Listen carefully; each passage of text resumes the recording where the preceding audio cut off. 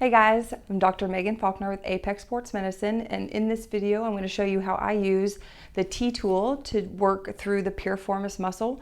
I like to use the pin and stretch technique with this muscle, and I especially like to use it, do it over close.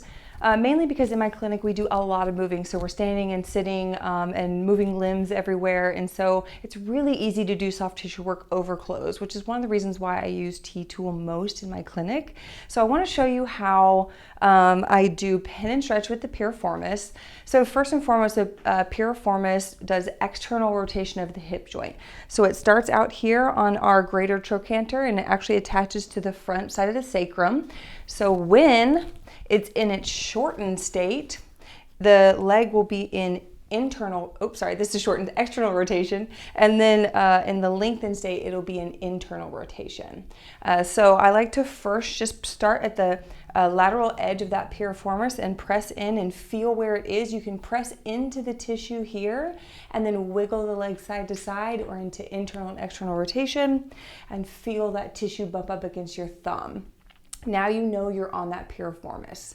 Now I'm going to replace my thumb. I like to use the rounded edge because it's really comfortable and it just kind of fits really nicely in the smaller area that we're working. So once I found that piriformis tissue, I replace the tool. I'm going to shorten up that muscle tissue. I'm going to press in until I've pinned down that muscle tissue, and then we're going to take the leg into internal rotation and do a nice stretch on that piriformis. Hold for a few seconds at the end. And then what you're going to do is work laterally to medially. So I'm going to replace about ½ an inch medially to where I was working. Go into external rotation again, and then pull that leg into internal rotation and hold. I think it's really important to treat the length of the muscle because you can find different knots